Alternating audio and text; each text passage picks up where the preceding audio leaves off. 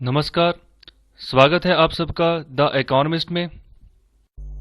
तो यहाँ पर भारत सरकार ने 1810 करोड़ रुपए का इन्वेस्टमेंट प्रपोजल जो है 210 megawatt Luhri stage 1 hydro power project के लिए यहाँ पर उसके लिए अप्रूवल जो है यहाँ पर दे दी गई है। ओके, तो यहाँ पर जो cabinet committee on economic affairs है जो कि प्राइम मिनिस्टर जी के द्वारा चेयर की जाती है, तो उनके द्वारा यहाँ पर साइन कर दिए गए हैं, अप्रूवल दे दी गई है। तो यहाँ पर 1810 करोड़ रुपए जो है वो जुटाए जाएंगे इस हाइड्रो इलेक्ट्रिक पावर प्रोजेक्ट के लिए, जो कि सतलुज रिवर के ऊपर बनाया जाएगा। ओके, जो कि सिचुएटेड है Shimla and Kullu districts of Himachal Pradesh. तो आने वाले समय में इस प्रोजेक्ट के तहत जो है 758 मिलियन यूनिट्स ऑफ इलेक्ट्रिसिटी जो है सालाना जो है पैदा की जाएगी। तो काफी फायदा जो है आने वाले समय में देखने को मिलेगा हिमाचल के एरियाज को, उसके आसपास के एरियाज को। वैसे भी अगर हिमाचल की बात करें तो वहाँ पर इलेक्ट्रिसिटी काफ़ी मात्रा में वहाँ पर प्रोडक्शन होती है। छोटे छोटे डैम्स बहुत ज़्यादा हैं क्योंकि पहाड़ी इलाका है, जिसकी वजह से उन्होंने काफ़ी बड़े पैमाने पर उसका फ़ायदा उठाया है और छोटे छोटे डैम्स बनाए जिसकी वजह से वहाँ पर इलेक्ट्रिसिटी की कोई कमी नहीं होती है। वो बेचते भी हैं जो उनके पड़ोसी स्टेट्स हैं उनको। इसके अलावा जो इस प्रोजेक्ट को जो इम्प्लीमेंट किया जाएगा वो किया जाएगा सतलुज जल विद्युत निगम लिमिटेड की ओर से। Okay, on build on operate maintain basis. So build on operate maintain basis, short form में इसको बूम बोलते हैं। So basis with active support from government of India and the state government. देखो यहाँ पर प्राइवेट इन्वेस्टमेंट भी लगेगी, यहाँ पर स्टेट गवर्नमेंट का भी हिस्सा होगा, यहाँ पर सेंट्रल गवर्नमेंट का भी हिस्सा होगा इस प्रोजेक्ट को बनाने में। तो यहाँ पर जो भारत सरकार जो पैसे यहाँ पर खर्चेगी ना वो सिर्फ 66 करोड़ रुपीज है। बाकी का पैसा ठीक है हिमाचल सरकार देगी। इसके अलावा बाकी का पैसा जो है प्राइवेट प्लेयर से जो है वो जुटाया जाएगा। तो ये इसीलिए यहाँ पर इन्वेस्टमेंट प्रपोजल इसको बोला गया है, इसको अभी अनुमति दे दी गई है। तो हिमाचल सरकार भी कोई इतना पैसा नहीं यहाँ पर खर्चेगी, हिमाचल सरकार का भी पैसा कम ही होगा, ज्यादा पैसा यहाँ पर प्राइवेट प्लेयर्स का ही होगा। ओके, तो यहाँ पर एक MOU जो है वो यहाँ पर साइन हुआ है। यहाँ पर rising Himachal global investor meet चल रही थी। ओके, तो जिसके तहत यहाँ पर एक MOU साइन हुआ है हिमाचल सरकार के साथ गवर्नमेंट ऑफ इंडिया का। तो यहाँ पर गवर्नमेंट ऑफ इंडिया यहाँ पर कोशिश करेगी कि किसी न किसी तरीके से जो ना यहाँ पर जो पहाड़ी राज्य हैं उनको जो है सपोर्ट करके जो है आगे लाया जाए, क्योंकि आबादी कम है इन राज्यों की। तो यहाँ पर गवर्नमेंट सेंट्रल गवर्नमेंट जो है यहाँ पर अलग अलग पॉलिसीज के थ्रू जो है सपोर्ट करती रहती है कि जो पहाड़ी राज्य है वो भी जो है उनकी GDP भी जो है आगे बढ़े। तो इस प्रोजेक्ट से अगर बात करें तो आने वाले समय में एनवायरमेंटली भी काफी फायदा होने वाला है। तो यहाँ पर कार्बन डाइऑक्साइड की यहाँ पर रिडक्शन की बात की गई कि वो 6 लाख टन तक जो है रिड्यूस होगी आने वाले समय में, और इसको अभी 62 मंथ्स का अभी टाइम लगेगा इसको कंप्लीट होने में, बनने में, कमीशन होने में। ओके, तो जिससे जो भी इससे पावर जनरेट होगी ओके, तो उससे जो ग्रिड स्टेबिलिटी है वो मेंटेन की जाएगी। तो जो भी नॉर्दर्न ग्रिड है ठीक है, वहां पर जो पावर सप्लाई जाती है, अगर पावर सप्लाई की शॉर्टेज हो जाती है तो कई बार ग्रिड अनस्टेबल हो जाती है, तो जिसकी वजह से कुछ इलाकों तक पावर नहीं पहुंच पाती। तो जितनी यहाँ पर पावर यूटिलाइजेशन करेंगे, बनाएंगे, प्रोडक्शन करेंगे, तो ग्रिड जो है स्टेबल रहेगी, उसके ऊपर ज्यादा लोड नहीं रहेगा। ओके, और वो अच्छे से काम करेगी और जो पावर सप्लाई की पोजीशन है वो भी इंप्रूव होनी शुरू हो जाएगी आने वाले समय में, जब ये कमीशन हो जाएगा, जब ये इंप्लीमेंट हो जाएगा। तो आने वाले समय में एनवायरनमेंट को भी अच्छा खासा यहाँ पर बेनिफिट देखने को मिलेगा। एयर क्वालिटी जो है अच्छी जो है बढ़िया होगी। अगर हम for example thermal power plants की बात करें तो वहां पर कोल यूज करते हैं तो उसका फ्लाई ऐश हवा में जाता है, तो वो हवा की बीमारियां ना बीमारी के तौर पे हमारे अंदर चला जाता है। ओके, तो वो एक खतरा है एनवायरनमेंट के लिए। अगर हम हाइड्रो इलेक्ट्रिक पावर प्लांट लगाते हैं या फिर रीन्यूएबल एनर्जी के बेस के ऊपर कोई प्लांट लगाते हैं तो वो एनवायरनमेंट के लिए ज्यादा बढ़िया है। तो भारत सरकार भी अभी रीन्यूएबल एनर्जी के ऊपर भी ज्यादा फोकस कर रही है, सोलर एनर्जी, विंड एनर्जी, ठीक है, तो यहाँ पर ज्यादा फोकस करके सरकार चल रही है। तो वैसे भी हमारा 175 गीगावाट का टारगेट है, 2022 तक हमने रीन्यूएबल एनर्जी के सोर्सेज से थ्रू हमने एनर्जी जो है प्रोड्यूस करनी है 175 गीगावाट। तो आगे बात करें, यहाँ पर जो भी कंस्ट्रक्शन एक्टिविटीज होंगी उससे डायरेक्ट एंड इनडायरेक्ट एम्प्लॉयमेंट जरूर क्रिएट होगी। खासतौर पे 2000 लोगों के लिए यहाँ पर एम्प्लॉयमेंट क्रिएट हो सकती है आने वाले समय में, और भी जो है जो ओवरऑल सोशियो इकोनॉमिक डेवलपमेंट है स्टेट की वो भी बढ़ेगी आने वाले समय में। जो हिमाचल प्रदेश है इस डैम से जो है, इस प्रोजेक्ट से जो है 1140 करोड़ की यहाँ पर जो है फ्री पावर जो है ये ले पाएगा अगले आने वाले 40 सालों में, जो भी इस प्रोजेक्ट का लाइफ साइकिल चलेगा।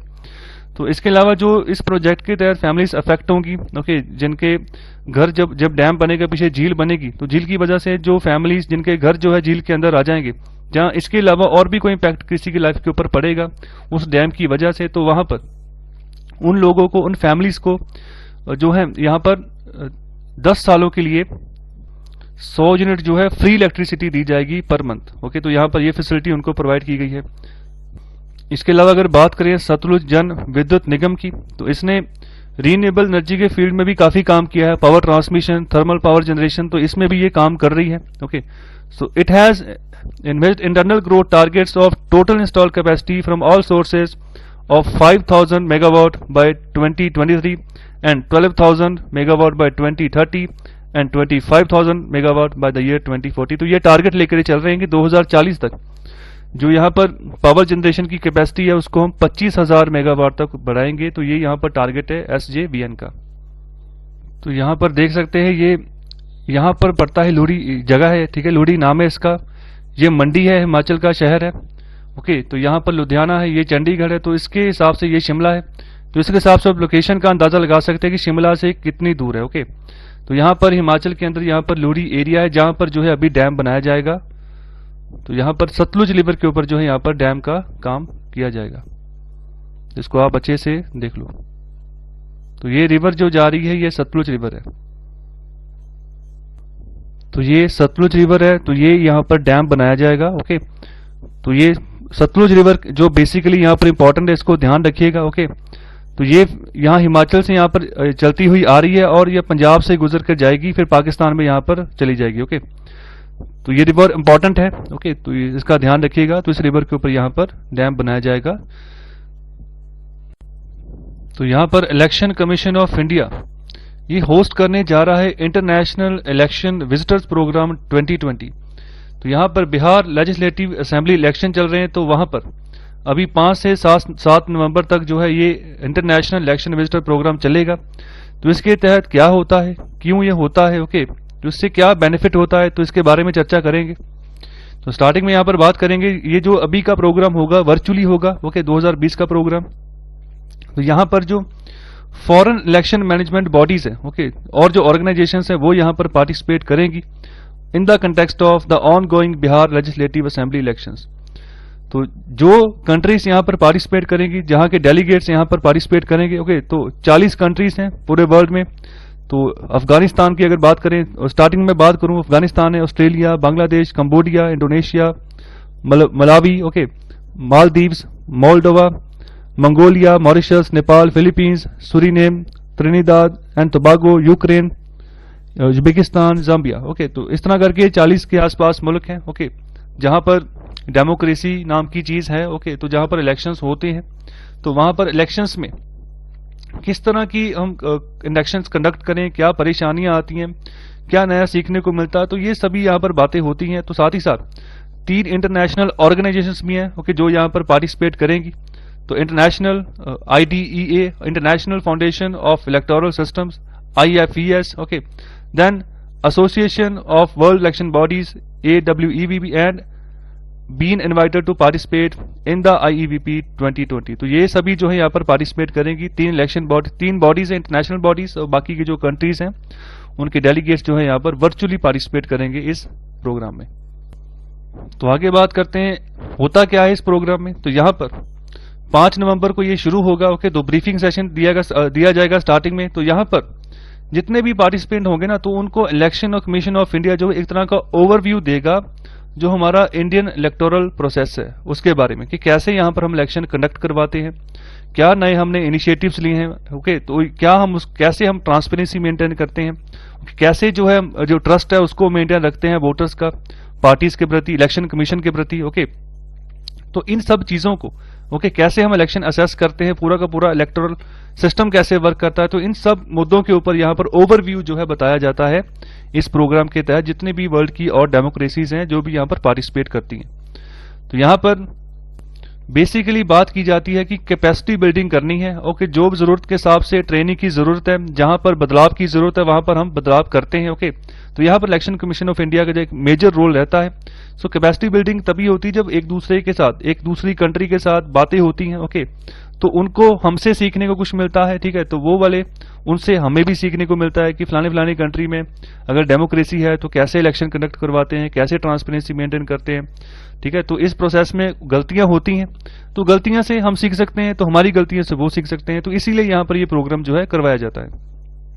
और जो इसका जो की नोट एड्रेस था, इसका जो शुरुआती सेशन था, वो डिलीवर किया गया था हमारे जो चीफ इलेक्शन कमिश्नर है, उनका नाम याद रखिएगा। चीफ इलेक्शन कमिश्नर कौन है? Shri Sunil Arora ji, okay. And the session shall also be addressed by the election commissioners Shri Rajiv Kumar and Shri Sushil Chandra. So जो हमारी इलेक्शन कमीशन ऑफ इंडिया है वो 3 मेंबर बॉडी है, उसमें एक चीफ इलेक्शन कमिश्नर होता है और 2 इलेक्शन कमिश्नर्स होते हैं, तो ये तीनों यहां पर मौजूद है, ओके। तो इंपॉर्टेंट है, ध्यान रखिएगा, ये 3 मेंबर बॉडी है। Article 324 of the constitution of India के तहत हमारा इलेक्शन कमीशन ऑफ इंडिया जो है वो काम करता है। तो यहां पर हम बात करने जा रहे हैं पिनाका रॉकेट सिस्टम के बारे में। तो अभी इसका इनहांस्ड वर्जन बनाया गया था, जिसको अभी टेस्ट किया गया, तो सक्सेसफुली इसने अपना जो टारगेट था उसको हिट किया है, ओके। तो यहां पर अच्छे से समझते हैं पिनाका रॉकेट सिस्टम है क्या। ये एक तरह का रॉकेट लॉन्चर सिस्टम है जो कि किसी रॉकेट को लॉन्च करने में जो है सुविधा प्रोवाइड करता है, ओके। तो इसमें भी डीआरडीओ जो है यहाँ पर कोशिशें करता रहता है, रिसर्च करता रहता है कि कैसे और बढ़िया जो ऑलरेडी एग्जिस्टेड हमारे पास वेपन सिस्टम है उनको और बढ़िया कैसे बनाए। तो इसको डेवलप किया गया है डीआरडीओ की तरफ से, defence research and development organisation, और इसको टेस्ट किया गया है integrated test range Chandipur off the coast of Odisha, okay. तो 4 नवंबर को इसका टेस्ट हुआ है। तो लेक्चर के एंड में मैं आपको इस लोकेशन के बारे में भी बताऊंगा कि ओडिशा के किस एरिया में चांदीपुर एरिया है, ओके। तो आगे यहाँ पर इसकी डेवलपमेंट की बात की गई है। तो यहाँ पर जो नया यहाँ पर डीआरडीओ करना चाहती थी वो ये थी कि परफॉर्मेंस सही करनी है, लॉन्ग रेंज परफॉर्मेंस लेकर आनी है इस रॉकेट सिस्टम की। और कंपेयर किया गया है, अगर पिछले वाला जो यहाँ पर रॉकेट सिस्टम था उसके हिसाब से यहाँ पर अच्छा डिजाइन यहाँ पर बनाया गया है, और जो है जो अचीवमेंट करना चाहते थे वो यहाँ पर काफी हद तक इनको वहां पर मिला है, okay. So Pinaka system was taken up to achieve longer range performance compare to earlier design with reduced length. तो अभी इसका लेंथ भी थोड़ी यहाँ पर कम कर दी गई है, और साथ ही साथ जो इसका जो डिजाइन और जो डेवलपमेंट किया गया है वो हुआ है पुणे बेस्ड डीआरडीओ लेबोरेटरीज में, ओके, जिनका नाम है armament research and development establishment, ARDE। Important है, ध्यान रखिएगा, याद रखिएगा। And high energy materials research laboratory HEMRL। तो ये पुणे बेस्ड लेबोरेटरीज हैं जहां पर इसके ऊपर डिजाइन के ऊपर रिसर्च की गई, इसका डेवलपमेंट जो है उसका काम जो है यहाँ पर खत्म किया गया। तो आगे बात करें तो अभी जब इसका टेस्ट फायर किया गया तो एक के बाद एक 6 रॉकेट्स दागे गए यहाँ पर, ओके, क्विक सक्सेशन के, और मतलब लगातार एक के बाद एक 6 रॉकेट दागे, और जो भी इनका टारगेट था अपने जहां पर इनको रखा गया था कि जिसको हिट करना है वहां पर इन्होंने अपने मिशंस को, ऑब्जेक्टिव्स को यहाँ पर कंप्लीट कर लिया है। तो अभी के लिए जो इन रॉकेट्स की जो मैन्युफैक्चरिंग यहाँ पर की जाएगी, ओके, जो करी जा रही है, तो वो की जा रही है by MS economic explosives limited Nagpur. तो यहाँ पर डीआरडीओ द्वारा टेक्नोलॉजी ट्रांसफर यहाँ पर किया गया जिसके तहत ये मैन्युफैक्चरिंग कर रहे हैं, ओके। सो इसके अलावा अगर बात करें कि जो इस पूरी प्रक्रिया को मेजर करते हैं कि कैसे जो है कि क्या चेंजेस आए हैं, अगर पिछली पिनाका सिस्टम की बात करें तो उसके बिहाफ पे अब जो हमने चेंजेस किए हैं उसकी मेजरमेंट कैसे करनी है, ओके, अलग अलग तरीकों से, ओके, जांच कैसे करनी है, तो वहां पर अलग अलग रेंज ऑफ इंस्ट्रूमेंट्स हैं जिससे यहाँ पर इसका फ्लाइट जो है वो चेक की जाती है, कितनी दूरी तक इम्पैक्ट किया वो चीज चेक की जाती है, ओके, और कितनी जल्दी इसने रिएक्शन दी ये चीजें चेक की जाती है। तो उसके लिए जो इंस्ट्रूमेंट्स है उसका नाम है telemetry, okay, radar, electro optical tracking system which confirm the flight performance. तो आगे बात करें तो जो इसका एनहांस्ड वर्जन है पिनाका रॉकेट का, जो अभी अच्छे से सक्सेसफुली यहाँ पर जिसने काम करके दिखा दिया है, वो रिप्लेस करेगा जो अभी का एग्जिस्टिंग पिनाका MK1 रॉकेट्स हैं, ओके, तो उनको रिप्लेस कर दिया जाएगा, ओके। तो यहाँ पर which are currently under production, तो अभी यहाँ पर प्रोडक्शन जो है इनकी शुरू हो चुकी है, ओके। तो प्रोडक्शन की जाएगी MS economics explosives limited Nagpur के द्वारा। और आखिर में थोड़ा सा जान लेते हैं Pinaka multi barrel rocket launcher के बारे में। तो is a multiple rocket launcher produced in India and developed by DRDO, okay, for the Indian army. तो ध्यान रखिएगा यहाँ पर इंडियन आर्मी के लिए यहाँ पर तैयार किया जाता है। तो यहाँ पर जो इसकी रेंज होती है मैक्सिमम वो है 40 kilometre for mark 1, 75 kilometre for mark 2 and can fire A Salvo of 12 HE rockets in 44 seconds. तो 44 सेकेंड्स में ही 12 रॉकेट्स ये जो दाग सकता है, तो इतनी इसकी कैपेसिटी है। तो अलग अलग रेंज है, मार्क 1 के हिसाब से रेंज कम रखी गई है, मार्क 2 के हिसाब से रेंज ज़्यादा है, तो ज़्यादा जो है मार्क करती है इसकी मिसाइल। तो ये इसके अलग अलग वेरिएंट्स हैं, मार्क 1, मार्क 2, ओके, मार्क 3। तो उस वेरिएंट्स के हिसाब से इसकी स्पीड लिमिट भी, ओके, इसकी मार्क करने की जो दूरी है वो भी ज़्यादा है। सो मार्क 1 40 किलोमीटर है, मार्क 2 90 किलोमीटर के आसपास, मार्क 3 जो है 120 किलोमीटर के आसपास है। तो जो मार्क 3 है हालांकि अभी के लिए अंडर डेवलपमेंट है, अभी काम चल रहा है। तो इसका जो डिज़ाइन है 1986 का बना हुआ है, अभी भी ये चल रहा है, अभी के लिए भी। जो गाइडेंस सिस्टम है वो है ring laser gyro inertial navigation with GPS NavIC satellite guidance. So देखिए जीपीएस अमेरिका का है, okay, global positioning system. NavIC जो है ये इंडिया का है, ओके। इंडिया ने भी 7 स्पेशल सैटेलाइट भेजे थे, जो कि जिस तरह जीपीएस काम करता है लोकेशन बताने में, वैसे ही नेविक काम करता है, ओके। तो यहाँ पर दोनों को सहायता जो है यहाँ पर ली जाएगी। इसके 12 बैरल होते हैं, ओके। तो मतलब बैरल बने होते हैं, मिसाइल्स रखी होती हैं, तो एक के बाद एक दागता रहता है। इसके अलावा अगर बात करूं मैं एक स्मॉल गन की, अगर एग्जांपल लूं तो सिंपल एक गन के पास एक बैरल होता है। अगर मैं एग्जांपल लेता हूं दोनाली की, वहां पर 2 बैरल्स होते हैं, तो यहाँ पर 12 बैरल होते हैं। तो मैक्सिमम फायरिंग रेंज इसकी 90 किलोमीटर है अभी के लिए फिलहाल, जो रजिस्ट्रिंग जो अभी काम जिससे काम लिया जा रहा है, जिस पनाका सिस्टम से। तो यहाँ पर ऑपरेशनल रेंज इसकी 800 किलोमीटर तक है, और जो रेट ऑफ फायर है 12 रॉकेट्स पर लॉन्चर और 72 रॉकेट्स पर बैटरी अंडर 44 सेकेंड्स।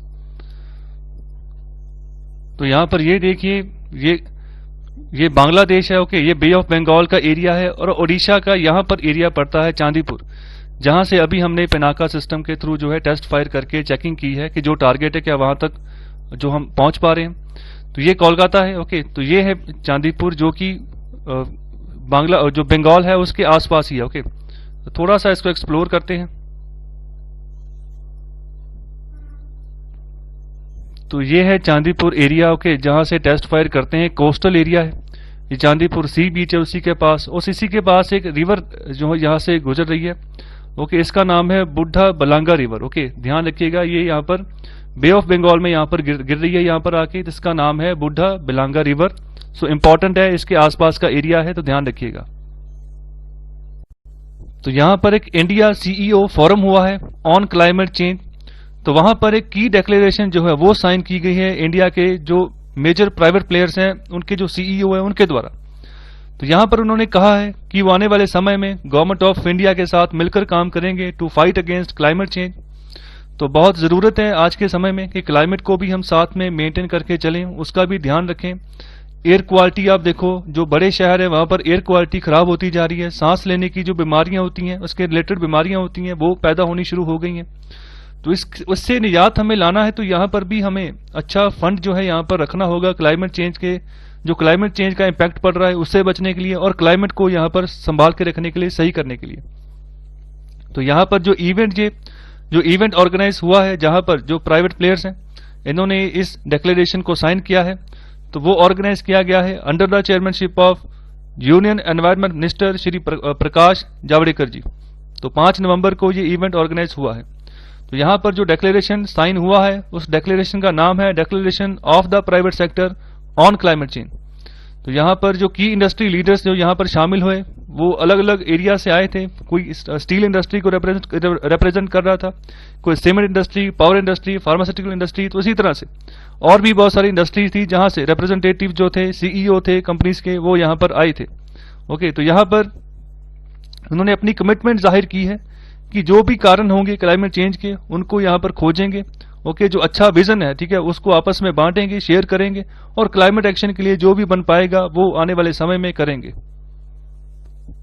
और आगे बात करें तो इंडिया जो है वो सिग्नेटरी है पेरिस एग्रीमेंट का, जहां पर एक क्लाइमेट चेंज एग्रीमेंट साइन हुआ था सन 2015 में, कि जितने भी मुल्क हैं, ओके, जो इस एग्रीमेंट में जो यहाँ पर सिग्नेटरी थे, आपस में मिलकर काम करेंगे क्लाइमेट जो क्लाइमेट चेंज का इम्पैक्ट है, क्लाइमेट चेंज को सही करने के लिए, ओके। तो यहाँ पर ये हुआ था यूनाइटेड नेशंस फ्रेमवर्क कन्वेंशन के तहत, okay, United nation framework convention on climate change. तो इसके तहत यहाँ पर पेरिस एग्रीमेंट साइन हुआ था, तो इंडिया भी इसका सिग्नेटरी था। तो इसके अलावा भारत की अपनी भी एक नेशनली डिटरमाइंड कंट्रीब्यूशन है उसके, जिसके तहत 3 क्वांटिटेटिव यहाँ पर क्लाइमेट चेंज गोल्स रखे गए हैं भारत सरकार के द्वारा। तो सबसे पहले है reduction in the emissions intensity of gross domestic product by 30 to 35% by 2030 from 2005 level. मतलब कहने का मतलब कि जो एमिशंस निकलती हैं, जो गैसेस निकलती हैं, सल्फर डाइऑक्साइड, कार्बन डाइऑक्साइड, सो ऐसी गैसेस ओके जो हमारी जो जीडीपी है उसके 33 से 35% ओके हम उसको जो है कम करेंगे सन 2030 तक। ओके तो यहां पर ये टारगेट रखा है पहला। दूसरा यहां पर बात की गई है achieving about 40% cumulative electric power install capacity from non fossil fuel based energy resources by 2030। तो 40% जो एनर्जी रिसोर्सेस आने वाले समय में 2030 तक वो रिन्यूएबल एनर्जी रिसोर्सेज से यहाँ पर लिए जाएंगे। तो इसलिए भारत सरकार जो है 175 गीगावाट टारगेट रखी हुई है 2022 तक कि 175 गीगावाट की जो एनर्जी है वो बाय द वे हम रिन्यूएबल एनर्जी रिसोर्सेज से ही यहाँ पर बनाएंगे। तो 40% जो है यहाँ पर अचीव करेंगे सोलर पावर या विंड पावर, जो भी तरीका होगा रिन्यूएबल एनर्जी रिसोर्स अचीव करने का 2030 तक। और लास्ट में तीसरा है creating an additional carbon sink of 2.5 to 3 billion tons of carbon dioxide equivalent through the additional forest and tree cover by 2030। सो कहने का मतलब आने वाले समय में ज्यादा से ज्यादा पेड़ लगाएंगे ओके जो फॉरेस्ट एरिया है उसको और बढ़िया डेवलप करेंगे ओके ट्री कवर बढ़ाएंगे पूरे इंडिया में ओके जिसकी वजह से क्या होगा, अगर कार्बन डाइऑक्साइड पैदा होती है तो इनके द्वारा जो है अब्जॉर्ब कर ली जाएगी जो ट्रीज है, जो फॉरेस्ट है। सो एक तरह के वो कार्बन सिंक का काम करेंगे, कार्बन को अब्जॉर्ब करने का काम करेंगे। और 2.5 से 3 बिलियन टन, बहुत होता है ये, 2.5 से 3 बिलियन टन जो है यहाँ पर अब्जॉर्ब की जा सकेगी आने वाले समय में 2030 तक, जितने हम यहाँ पर पेड़ लगा देंगे, जितने जंगल जो है हम डेवलप कर देंगे। तो यहाँ पर एक मियावाकी मेथड है, जब एक जापानीज बोटानिकल साइंटिस्ट है ओके, तो वहां पर उन्होंने एक मेथड याद किया था, अपने नाम, उनका नाम अपना दिया मियावाकी मेथड। उसमें क्या था कि जो घर का बैकयार्ड है ना वहां पर एक जंगल डेवलप करो। अगर घर के पीछे वाली साइड खुली जगह आपके पास है तो वहां पर जंगल लगाओ, छोटे छोटे पौधे उनको मिक्स करके, जैसे जंगल में छोड़ देते हैं ना वैसे जंगल की तरह वहां पर छोड़ दो, तो जंगल बना दो उधर ओके। तो वहां पर जब वो डेवलप होगा, पक्षी आएंगे ठीक है, तो वहां पर एक तरह से जो भी घर के आसपास जो अगर कोई एक्टिविटी है कोई फॉसिल फ्यूल के रिलेटेड, तो वहां पर वो अब्जॉर्ब कर लेंगे, तो हेल्थ अच्छी रहेगी, जितने भी फैमिली मेंबर होंगे, जो सोसाइटी के मेंबर होंगे वहां पर। तो यहाँ पर प्राइवेट सेक्टर की बात की गई है ओके। तो ये फॉरम जो था ये है ही प्राइवेट सेक्टर का था कि इन्होंने पार्टिसिपेट करना है, तो ये भी एक इंपॉर्टेंट रोल अदा करते हैं।